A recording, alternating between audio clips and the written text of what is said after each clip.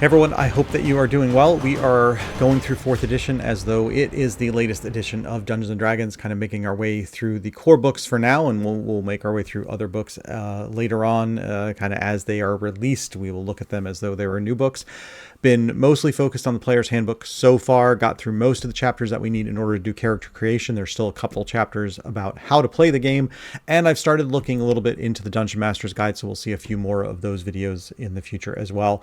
But now that we've gone through the sections about the information you would need to know in order to build a character, we've started creating characters. So I had another video we went through and made a pretty standard character in Dragonborn Fighter. That one is pretty common. A fighter is a pretty common class. Dragonborn is something that was new to the core books in 4th edition, so it seemed to make sense to put those together. So there's a video for that. This one I wanted to mix it up a little bit in two ways. One, first of all, for that video, it was more of an instructional. I was focused on just showing you how to make the character and some of the decisions you had to make. So I had made the character in advance, and then I kind of just shared that process in the course of the video. This one, I'm doing it a little bit differently in that I have an idea for the character, what the race and class are going to be, but I have not actually put together that character. So we'll look at those things together and make some decisions on the fly during the course of this video. So it's less, it'll be a little instructional, but more kind of looking at the options we have available to us and making those decisions. So that's kind of a different approach there. The other thing is that last time the character that we created was a pretty standard type of combination. It was a Dragonborn and a fighter, which complemented each other pretty well because of the bonuses that you get with being a Dragonborn. They kind of fit with being a fighter. We're going to mix it up a little bit today to kind of demonstrate how you don't necessarily have to lean into those particular matchups. You can make any kind of character that you want. And so in later books, the player's handbook, they kind of change a little bit about how they do the bonuses, and certainly with 5th edition and the new rules, the way they give out the bonuses to the different abilities is very different as far as with the races, or in the later editions, heritages and stuff like that. But in 4th edition, it was still races, and you got bonuses with that. In the initial player's handbook, it was very, very structured. You had a race and you got 2 bonuses that went with it. So we're going to lean into that. But what we're going to do is we're going to say, all right, well, yeah, sure, a Dragonborn has a certain bonus, and that makes sense if you want to play a Dragonborn fighter. But what if I want to do some combination that doesn't really line up so nicely? And for that, we're going to go through today. We're going to make a Dwarf Rogue, which is a combination that you wouldn't necessarily think of, and especially when we'll take a look at the stats that you get with each of those decisions, and you can see how they won't necessarily line up, but you can still make a really great character with even with those quote-unquote limitations. So we'll go through that, and let's jump into it, and we'll make some decisions along the way. And then if you've got thoughts on this as you watch the video, please leave them in the comments, and we'll try to incorporate some of that stuff into future videos. Definitely, if you are enjoying these, please like the video, subscribe to the channel, become a member of the channel if you want. I try to release the videos in advance to the members of the channel, so it's something to keep in mind. And there's other ways that you can help support the work if you look down in the description there, so please do that if you can. Next, but let's take a look at actually creating a character here. So let me flip over to this screen, and we've got our character creation steps here, which is in chapter 2 of the book. And I will not necessarily follow these in this order, but we'll cover most of this stuff probably in sequence. But I do kind of pull some of the race and class stuff in a little earlier than it actually lays it out here. But let's go through that. So, and then I've got my character sheet. This is a form fillable character sheet I had created a while ago, and I have this available over on my website to download if you're interested in that. I don't actually have a name for this character yet. Maybe we will put something together with that down the road. This is going to be a level 1 character, and it's going to be a rogue, and no Paragon path, no epic destiny. XP is 0 at first level. Our race is going to be a dwarf. Size, we'll see that when we get to the race, but it's going to be a medium. And I'll skip over the rest of these. As I did with the other character, I'm not going to get too involved in the specifics of age and gender and height and weight. There are guidelines in the book about what those could be, but I want to leave those things open to really whoever's actually using the character, mostly focused here on the mechanics of things and the decisions we make for creating the character from that level. So I'm just going to kind of skip over those. Same with alignment. We won't have a deity for this one. And then an adventuring company. So if there's a name for your adventuring party, you could put that there. So that's the baseline information, and let's jump into here and take a look at our first thing is choosing the race, and we'll flip over to that page and we see we have a dwarf. Now I'll flip over to the class in a second too, because we'll highlight the key challenge that we will have is that as a dwarf we get a +2 to Constitution and a +2 to Wisdom. So let me go ahead and write those in like I usually do here. +2 to Constitution and a +2 to our Wisdom. That is our bonuses that we get for being a dwarf. So before I get into the other stuff, let's take a look over at the Rogue.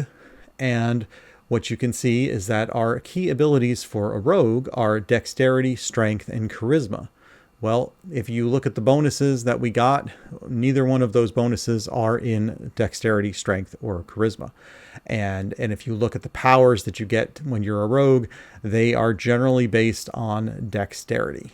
And so that's so right off the bat, you can look at this and you might want to say, well, I really wanted to play that Dwarf Rogue, but it seems like I really need Dexterity, so I guess I'll have to pick a different combination, and this might be an argument for people to say, oh, well, you're locked in. 4th edition doesn't let you do what you want to do.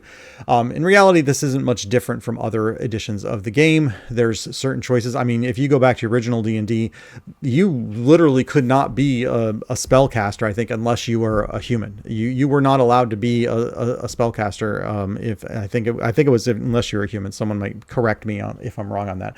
But there were hard limitations about what you could and couldn't do as far as your different combinations of things. So this is not that unusual that you have abilities that are based on certain or skills that are based on certain abilities. So you have to consider that as you're building your character. I mean, even from a spellcaster, a wizard's spells in other editions of the game are going to be based on intelligence, and the clerics are going to be based on charisma, wisdom. I can't remember. But that, so those are limitations. This is just another form of that sort of limitation, if you will. But that doesn't mean you can't do it. It just means you have to get a little bit creative, and you have to understand that, hey, if you really want to play that Dwarf Rogue, there's going to be some choices you have to make, and that's perfectly fine. There's nothing that says that you can't do it. So that is the major thing that you have when you do some of these non-standard, if you will, combinations. So with that said, let's go back to our dwarf and have a look, and let's start filling in some of the other information that we have. So we already made note our ability scores are +2 to Constitution or +2 to Wisdom. Size is medium. I'd already put that. Our base speed is going to be 5 squares, so we'll put that over there.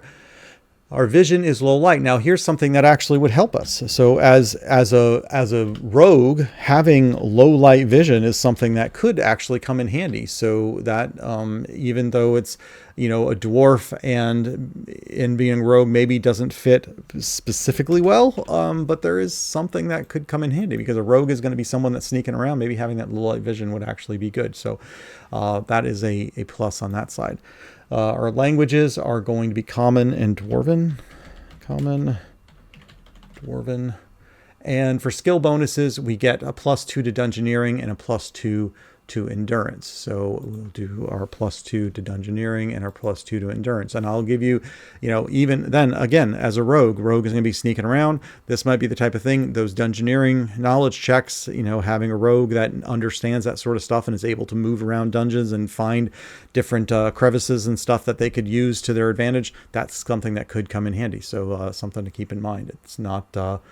you get some things that maybe you could use to your advantage, even if they're not necessarily the typical things you'd expect. As a dwarf, you're going to get Cast Iron Stomach, so we'll put that up here with our race features. So Cast Iron Stomach, and this is on page 36.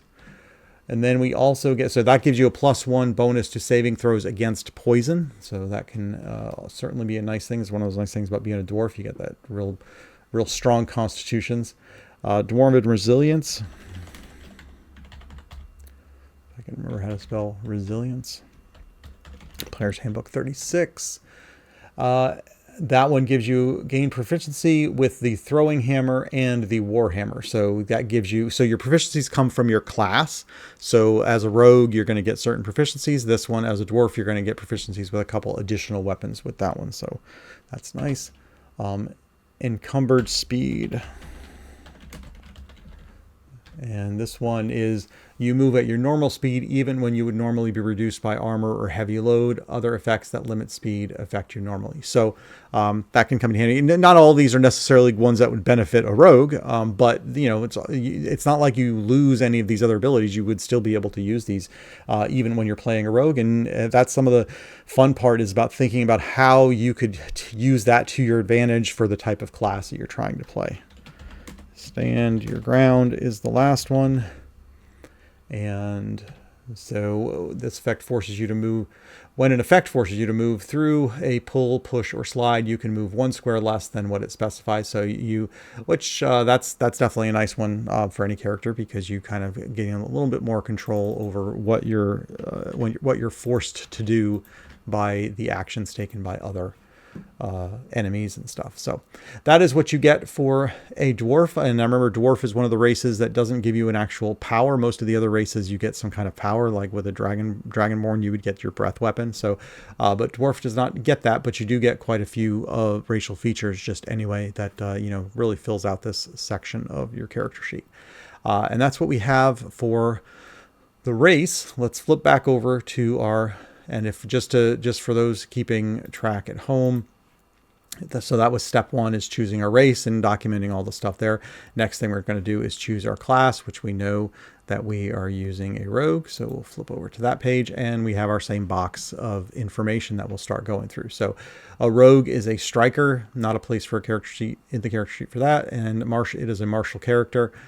And as we said, the key abilities are dexterity, strength, and charisma. When it comes time to assign our ability scores, we're going to want to make sure that we do put as much as we can into dexterity, because our powers are going to be based on dexterity. So that is important. But just something to keep in mind for these other ones. You know, we might, as we're just assigning those ability scores, just keep those 3 things in mind.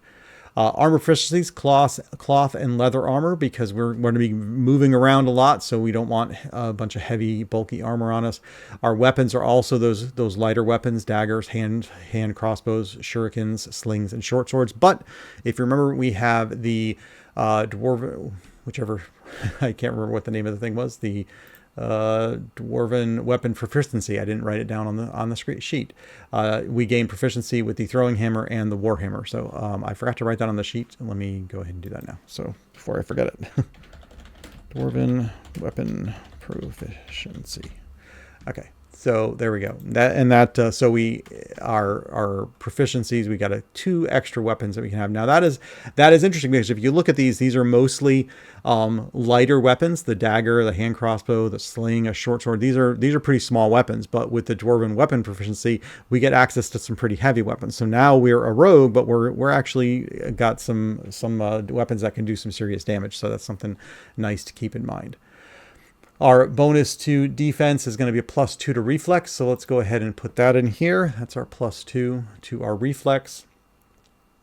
And then our hit points are going to be 12 plus our constitution. So I'll do 12 plus, because it's always going to be plus constitution. So but we don't know our constitution score just yet. So I just put a 12 plus in there. And then hit points for levels 5. We don't need that right now for a level 1 character. Healing surges per day is 6 plus our constitution modifier. We don't know our constitution modifier just yet. So I will just put a 6 plus as my indicator that that's what we're going to get there.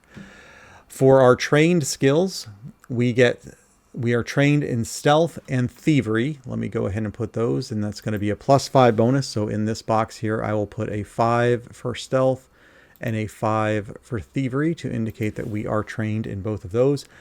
And we get to choose 4 more from the list below, which is acrobatics, athletics, bluff, dungeoneering, insight, intimidate, perception, stealth, streetwise, and thievery. We are already trained in stealth and thievery, and you cannot double train in something, so those basically come off the list. So we get to choose 4 from the remaining ones. We have a +2 in dungeoneering from our race, which is good. We can decide if we want to amp that up even more by giving it by training in it and being a +5. So let me see what we've got here. So acrobatics seems like it would be a good one for our rogue, but at the same time, we're being a dwarf rogue, and maybe we want to lean into that a little bit. So athletics might make more sense if we want to go that route. Bluff is definitely a good one for a rogue to have. Perception. We can skip streetwise in favor of dungeoneering to really lean into the dungeoneering side of it. So we get to choose 4. Why don't we go ahead and do athletics, bluff, dungeoneering, and actually I'll do insight as the other one. So athletics, bluff, dungeoneering, and insight. Let's do those. Athletics 5, bluff 5, dungeoneering, and then insight. So that is our skills that we were trained in. So as a rogue, we get nice training in a lot of different skills, and we can really lean into that by also kind of taking advantage a little bit of the fact that we are a dwarf. So so that dungeoneering skill will come out really nicely there. And then we have our build options and our class features. Let me move ahead in the pages so we can take a look at those. Again, your build options are more kind of your pre-builds. You might look at them as subclasses in that it's a very specific assembly of the different things that you can choose from. But really, they just kind of guide you towards, hey, if you want a brawny rogue, here's the choices you can make, and you just quickly make those choices, and you don't have to spend a lot of time reading through the whole book and making those decisions. If you want to be more of an agile trickster rogue, then you might make these choices instead. That's the idea between those. You're not locked into those. You can completely skip it like I'm going to do, and just make your own choices right from the start. Then our rogue class features. The first one we have is First Strike.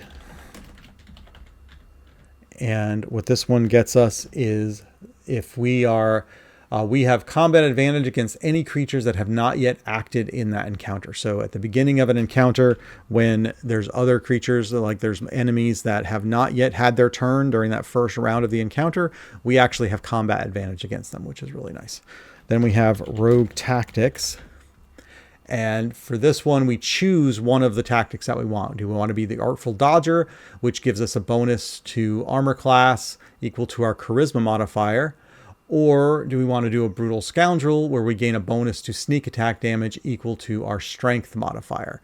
So that's an interesting choice that we have to make there. So our bonuses that we get are to Constitution and Wisdom. So neither one of those align. Remember when it said the key abilities for the rogue were going to be your dexterity, your charisma. We don't actually have those coming from our class. So it's really a question of whether we want to be a more beefy upfront rogue, or do we want to be one that's really moving around. Now, we didn't pick acrobatics for one of our skills. We chose athletics, so that implies that we're kind of going to go for a more beefy type build. So I feel like Brutal Scoundrel would be the more appropriate choice that we want to make there. So I will put in parentheses there, Brutal Scoundrel. And we'll have to remember that when it comes time to calculate our sneak attack damage, because we get a bonus to we get to add our strength modifier to it. So that indicates when we're doing our ability scores, we want to make sure maybe that we've got a high enough ability score in strength to actually give us a bonus to that attack. Otherwise, this doesn't mean a whole lot. There is some stuff that comes into play with the powers that you select. Also, there may be some special things you get if you choose a power that has a Brutal Scoundrel tag on it that gives you a little something extra. So something else to keep in mind. Rogue Weapon Talent. Next one. Rogue Weapon Talent. Weapon talents. That sure seems like something they have in the new 5th edition 2024. Wonder where that came from. Interesting. I say sarcastically. And so in this, when you wield a shuriken, your weapon damage die increases by 1 size. When you wield a dagger, you get a +1 bonus to attack rolls. So when it comes time to choose our weapons, something to keep in mind, we have this ability that we have, if we want to choose a shuriken, then the damage actually increases to the next die up. And if we have a dagger, then we get a +1 to our attack rolls. So might want to have those, maybe we choose those as some weapons that we carry around with us.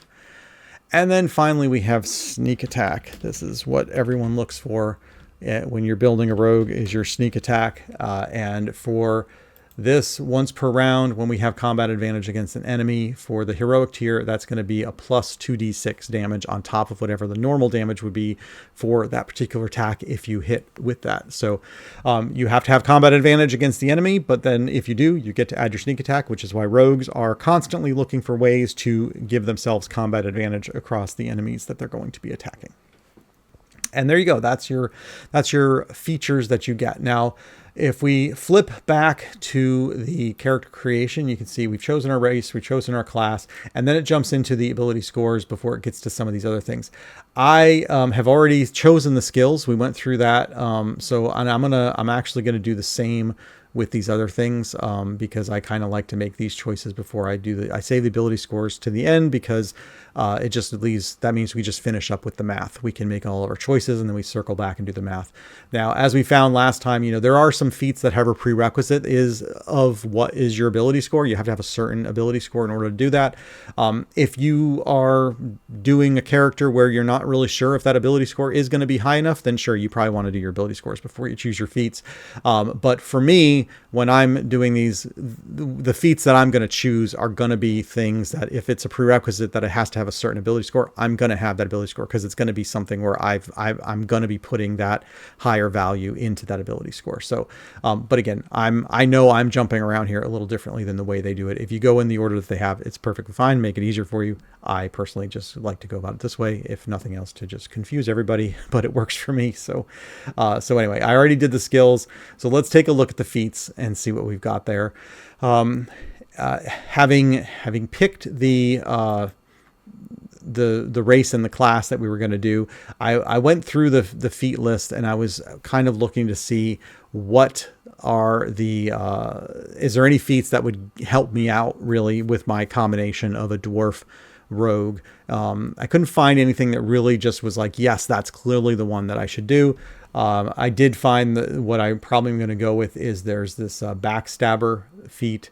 And what that one is, you have to be a rogue, and you have to have the sneak attack class feature, which is part of being a rogue. So, and then what it does is that your sneak attack dice increases to d8s. So right now our sneak attack is 2d6s at heroic tier. This makes it 2d8s, which is a nice little extra bit of damage. So that is not necessarily that's something that's because we're a dwarf that's going to be a rogue or anything. It doesn't offset anything there, but it is a nice I think feat to choose for a rogue. So we're going to go ahead and write that one in as our feat. And you can see, obviously, there's so many feats to choose from. That's why I went through and I made sure I kind of did a little look ahead for that one to make sure that I didn't want to spend a ton of time during the video to, trying to figure out which feat they were going to choose. So, and that is on page 194 for reference. So right there goes through. So it increases from D6s to D8s. So let's head back to our rogue. And we can see that sneak attack, it says plus 2d6. If you have combat advantage, you get your sneak attack damage. Now it's going to be 2d8s. Great. That's a nice bonus to have there.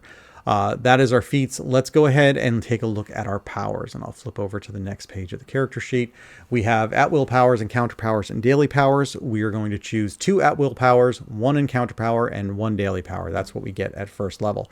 So we have Death Strike, Piercing Strike, Riposte Strike, and Sly Flourish as our 4 powers that we get to choose from. The thing that I want to look at here is that they're all going to be dexterity based. So you see that the attack is dexterity versus armor class, dexterity versus reflex, dexterity. So they're all dexterity. They have a requirement of the type of blade or type of weapon that we're going to be using. So like this one for Death Strike, you have to be wielding a crossbow, a light blade, or a sling. This one has to be a light blade, crossbow, or sling. So the thing to keep in mind is, remember, as a dwarf, we got that extra proficiency in I think a warhammer and something else, some other weapon.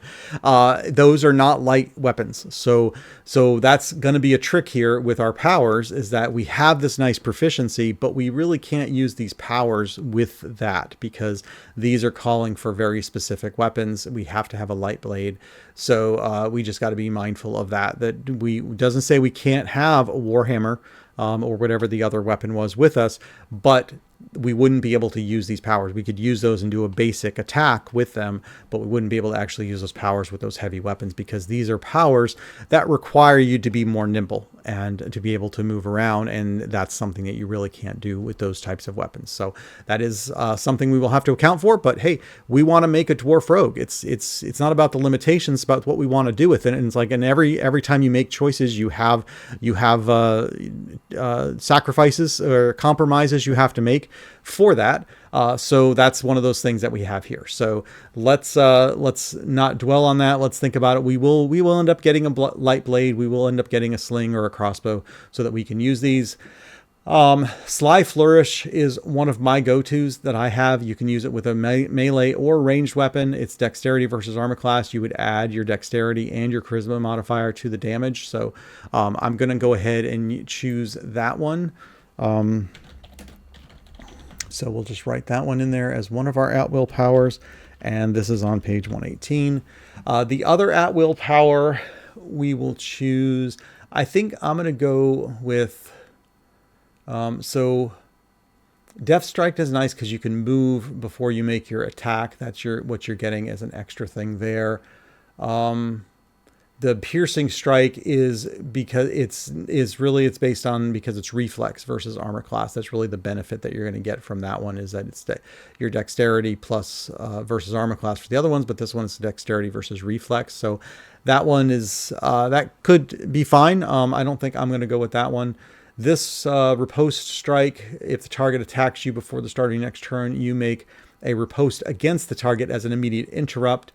A strength versus armor class attack that deals 1 weapon plus strength modifier damage. That's pretty nice. So you make an attack on that enemy, you hit them, you deal some damage right now, which is just regular damage. But if they attack you before the start of your next turn, then you get to make an attack against them first. So you kind of have this opportunity to make another attack against them. So I'm going to go ahead and put that one on there. Riposte Strike, and this is also on page 118. All right, that is our at-will powers. For our encounter powers, Dazing Strike, King's Castle, Positioning Strike, and Torturous Strike. I tend to look for ones that deal a lot of damage. Now, if you remember, we chose our what was our choice that we made was our Rogue Tactics. We chose Brutal Scoundrel, and you can see here that Torturous Strike gives you a little something extra if you're a Brutal Scoundrel. The Positioning Strike gives you a little something extra if you're an Artful Dodger. The other two don't have any references to those. So we don't have to choose the Torturous Strike, even though it gives us a bonus, but it's worthy to look at it and see what we get here. So you have to have a light blade, dexterity versus armor class. You get 2 of your weapon die damage plus your dexterity. And then if you're a Brutal Scoundrel, then you gain a bonus to the damage roll equal to your strength modifier. So we can add our strength modifier to the damage roll whenever we use Torturous Strike. So that's kind of a nice bonus there. Looking at the other ones just for comparison. So King's Castle, kind of a chess reference there. So it's the same damage as Torturous Strike. The effect with this one though is that we switch places with a willing ally. So we get to swap with somebody else. And then the Dazing Strike is 1 weapon die damage, and the target is dazed until the end of the next turn. So to me, given the type of character that we're building, I think Torturous Strike is a pretty good option for us. It takes advantage of the fact that we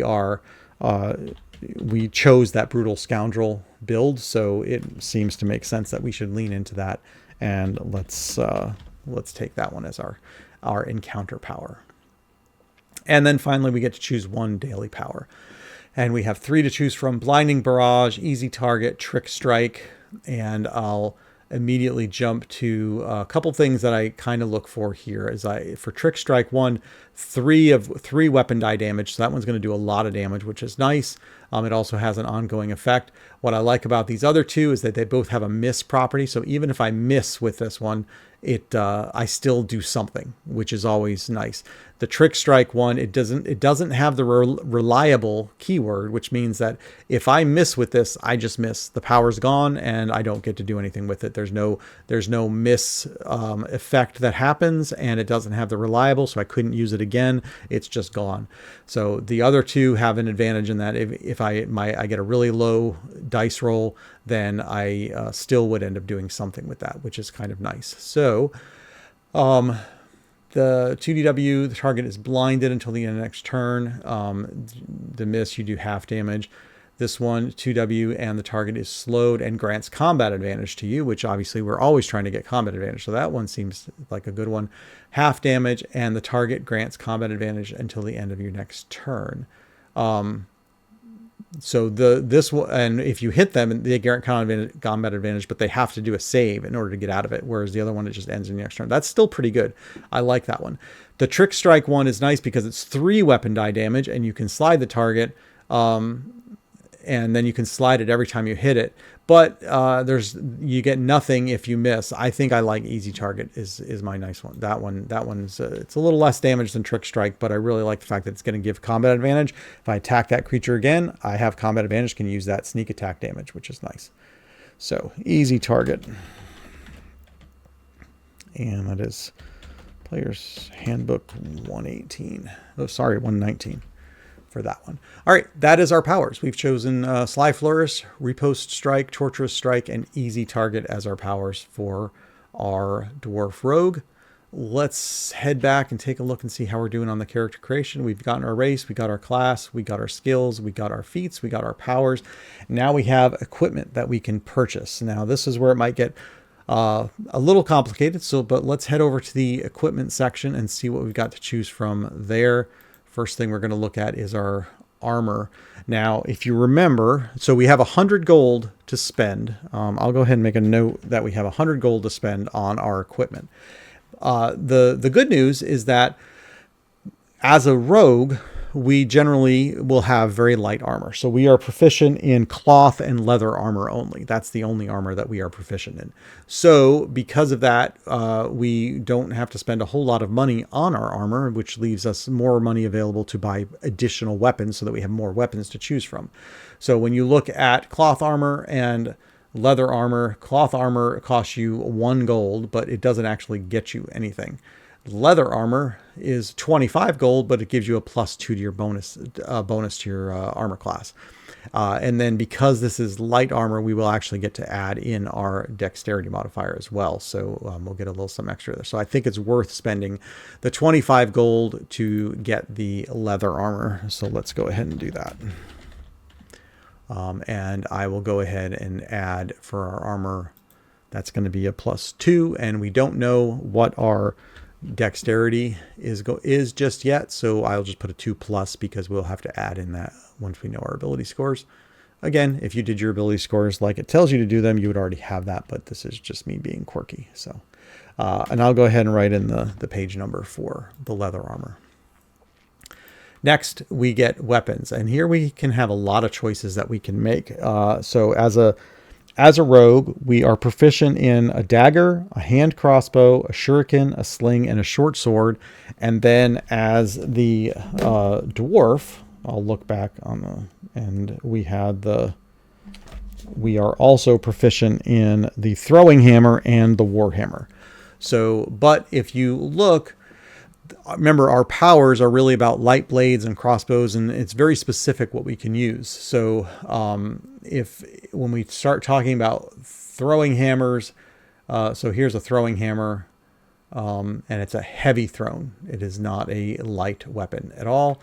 And then a war hammer is versatile, which I believe means that we can use it as one-handed or two-handed. Yeah. So, but it is not a light weapon either. Just trying to look and see if there's anything. It's a hammer. So it just says one-handed, but it doesn't say military. It's a military melee weapon, simple melee. Yeah, so this this doesn't, it's not a light blade, so that's for sure. So so those are going to be a challenge for us if we want to use those. We can still decide if we want to get them, but we'd have to spend money on them, so we maybe don't want to do that. Instead, we want to focus on the ones that we do have proficiency in. And remember, because we are the not the dwarf proficiency, the rogue weapon talent, we get, if we use a dagger, then we get to bump that damage up. So where it's a 1d4, we would actually get a 1d6 as the weapon damage for the dagger if we had a dagger. And I believe it was the shuriken that, which is a ranged weapon, so that's going to be over here, I think it gave us a +2 to our damage roll. So +1 to our attack roll. Sorry, I have it backwards. It's when we wield the dagger, we get a +1 to the attack roll, and if we use a shuriken, then we increase it by 1 dice size. So the shuriken, the damage would be 1d6 instead of the 1d4. Using the dagger, it's still a 1d4 damage, but we get a +1 to the attack roll for the dagger. So we should take advantage of those. We might as well. So the daggers are only 1 gold, and if we have a few of them, we can use them as thrown weapons in addition to stabbing with them, so that can come in handy. So probably a good idea to at least have a couple of those. So let's go ahead and write that down. We're going to get daggers, and I would say let's go ahead and get 3 time. We'll say we're going to have 3 daggers. So that'll be 3 gold that we use for those, and then let's go ahead and do the shuriken as well. This comes with 5 of them, so they're basically like throwing stars. I believe there's a picture of. I don't see a shuriken on there. So, oh, there you go. I think that's a shuriken. It sure is, right there. So throwing star. So it comes in a pack of 5, and they cost 1 gold. 1 gold for 5 of them. So we're going to get a pack of 5 shurikens, and we'll get 5 of those, and that's just 1 gold. So that's a total of 4 gold that we've spent on that. So far we've spent 25 plus 4, that's 29 gold that we've spent on our armor and our weapons. Now we probably want to have at least maybe a sword. We have the dagger, but if we are proficient in a hand crossbow and a short sword as well. So that might be, if we look at a short sword, that is 10 gold, and that gives us a little bit extra damage that we could do with that one. So why don't we go ahead and do that as well? We'll get a short sword. All right, and that one is going to be 10. So we're up to 39 gold that we've spent on that. I think between the shuriken and the daggers, we've got ranged weapons covered pretty well. And we would just, I'll hold off on the crossbow for now. That might be something we want, but we will not do that right now. So we spent 29 gold so far. Excuse me, we spent 39 gold so far. And then we have our adventuring gear that we need to get. And I'm just going to start with the standard adventurer's kit. We'll keep it simple. If you want something different and more things from that, then you can do that. And that is 15 gold. So we're at 39 plus 15 is 54 gold that we spent. Actually, we will buy one more thing. Let's get thieves tools. We are the rogue after all, so we should have thieves tools. And that is another 20 gold. So we were at 54, and now we will be at 64, 74 gold that we've spent. And if my math is correct, we've started with 100, we've spent 74. That leaves us with 26 gold, if my math is all correct there. So there we go. That's our equipment that we're going to have. I think that's a good starting point for us. Obviously, as you're modifying this character to suit your needs, you can do what you will with it. With all of that, we have now added those things. We've made all of those choices. We've got race, class, skills, feats, powers, equipment, and now it's filling the numbers and getting ability scores. So let's circle back to that piece of this. Now we have the tough choices to make because of our, the fact that our race is going to give us a +2 to Constitution and a +2 to Wisdom, but our class that we have is really wanting Dexterity and Strength as the 2 things that are going to come in handy for it.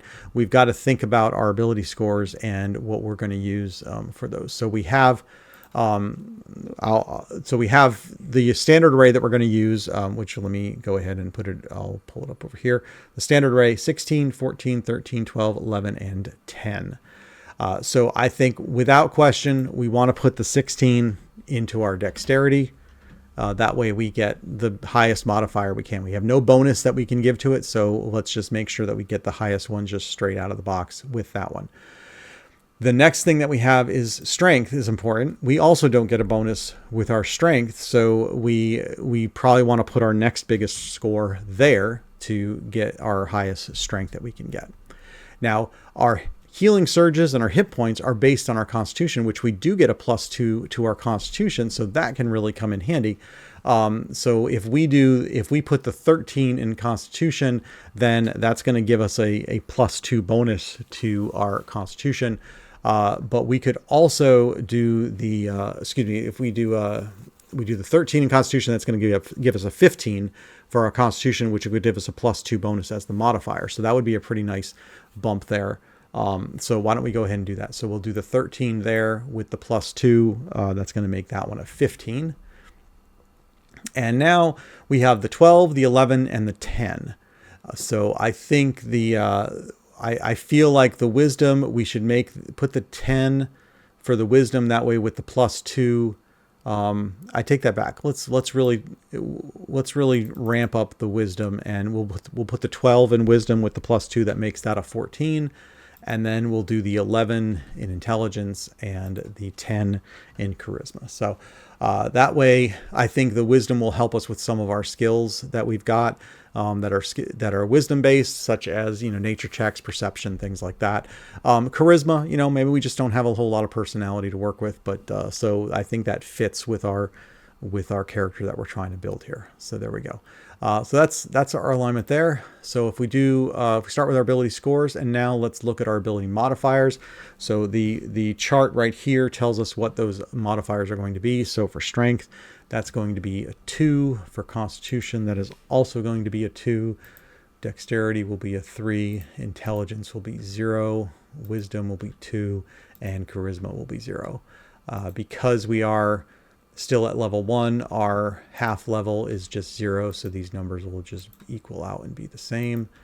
And we put all those in. Now the nice thing is that as I was putting in these numbers here, you can see that it added all that here to our abilities plus half level right here. So that automatically did all the math for our skills that we have.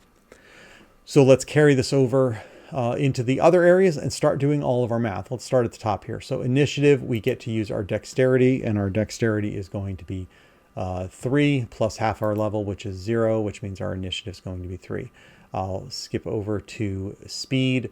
We had a base score of speed of 5 for the, I believe for the dwarf. There is no armor check penalty because we're just using leather armor, so no penalty there. So our speed is going to remain as 5. For the defenses, it's going to be 10 plus half level, which half level is 0, so that's just going to be 10. For our armor, this is light armor, so we're going to get 2 plus our dexterity, which is going to be plus 3. So 2 plus 3, that's going to leave us with 5 for the armor. We don't have any other enhancements that we have, so our armor class is going to be 15. Let's go ahead and do the rest of these. We'll just do the 10 plus half level for each of those.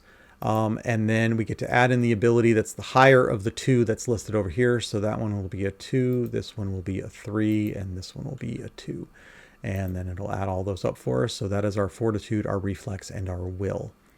Heading over here, our senses, our passive insight, 10 plus 7, which is our, if you look down here, is our insight because it's a wisdom, plus we were trained in that. So that gives us 7. Our passive insight will be a 17. And same rules for passive perception, that will be a 12 for that one. Maybe in the future I'll update the sheet so it does that math automatically for us. Moving down to our max hit points. If you remember, for being a rogue, our max hit points is going to be 12 plus our constitution score, which is a 15. And by my count, that means that we have a total of 27 hit points. Half of 27 rounded down is going to be 13. 1/4 of 13 rounded down is going to be 6. And then for our surges per day, it is 6 plus our constitution modifier. Our constitution modifier is 2, so 6 plus 2 is going to be 8. And that is our hit points and our surges that we get there. We do get 1 action point to start each day. And let's start filling out some of the worksheets. Now, I'll run through these just for like a couple of the weapons, but how you fill these out is really up to you. It's whatever makes sense for you for doing your attacks, what you're going to use most frequently.